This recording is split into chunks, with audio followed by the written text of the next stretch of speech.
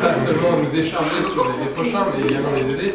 Ce qui nous a paru assez dommage cette année, c'est de ne pas avoir pu rencontrer la promotion qui nous a précédés.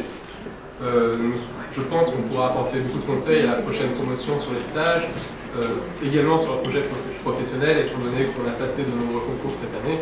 Donc j'attends une grande hâte de pouvoir rencontrer ces nouvelles personnes. J'aimerais insister sur le fait que cette association est importante pour créer des liens entre les anciens diplômés. À ce titre, j'aimerais vous citer un exemple. Lorsqu'on a effectué notre visite au cabinet d'avocat Van Benelis, maître Édouard Descoty est venu à notre rencontre. On ne savait pas qu'il travaillait là-bas, mais c'est un ancien du master. Il a pris 1 heure de son temps pour nous parler de son parcours, répondre à nos questions. Et il nous semble que c'est le genre de dialogue qu'on veut mettre en place avec cette association. Voilà. Je vais laisser la parole à monsieur le professeur Denis Simon, si vous voulez dire 2 mots, parce que c'est votre soirée. Je tiens à vous la laisser. Pour une fois que vous n'êtes pas obligé de m'écouter. Je pense que ça vous fait les vacances. Non, simplement, je crois que je suis très sensible au fait que vous ayez réussi à monter l'association, parce que il y a 2 difficultés. J'ai fait quelques expériences de tentatives pour lancer le même genre d'exercice avec des promotions d'étudiants, pas seulement à Paris 1.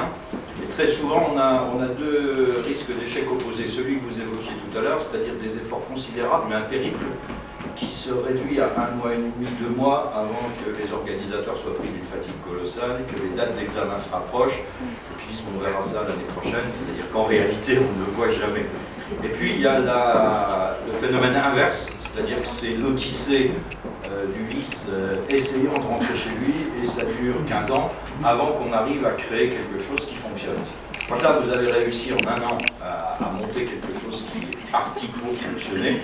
Il reste à gérer, vous le disiez vous-même, la continuité, c'est-à-dire à faire en sorte que la promotion qui va suivre s'associe à vous et que les anciens des promotions précédentes s'associent à vous pour que il n'y ait pas d'effort annuel pour relancer des activités, alors que la continuité est un avantage pour tout le monde et qu'il faut que le réseau d'anciens reste en liaison, même si il comprend des étudiants qui ne se sont pas forcément croisés dans une vie antérieure. Bon, j'ajoute aussi que je suis très sensible aux gestes que vous avez fait vis-à-vis des étudiants du Master 2 Recherche, parce que je crois qu'il serait un peu ridicule de ne pas vous entendre avec eux l'année prochaine pour arriver à fusionner ou trouver en tout cas un mode de relation qui permette de mobiliser l'ensemble des forces en présence dans la meilleure osmose du monde, plutôt que de jouer une concurrence, alors je dis ça sous le contrôle, mais une concurrence qui peut être quelquefois dramatique qu'efficace que workable en termes de résultats. Il faut l'entendre. Et éventuellement, alors on peut le présenter autrement, sans faire du droit de la concurrence. Comme le général de Gaulle, il faut passer de la détente à l'entente, et de l'entente à la coopération.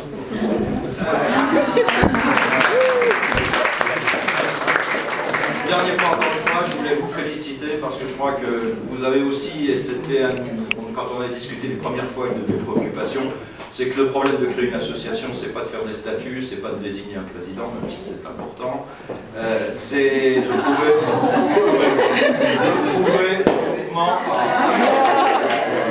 prouver le mouvement en marchant. Je crois que vous avez montré que vous saviez faire des choses, qu'il s'est passé des choses cette année importantes entre vous et grâce à vous. Et ça, c'est la meilleure manière de vous souder entre vous et de déboucher. La structure institutionnelle viendra spontanément ensuite, du moment que l'esprit, à la fois l'esprit de corps et l'esprit de préoccupation du droit de l'Union est dans vos têtes. Je suis heureux aussi, et je ne voulais citer personne, mais je vais le faire à titre exceptionnel. Je suis heureux de voir ici Gérard Nafilian, parce que, même si beaucoup d'entre vous ne le connaissent pas sauf de nom, c'est sans doute un des grands militants de la construction européenne, à la fois dans son activité universitaire et d'enseignement, mais aussi dans le secteur associatif.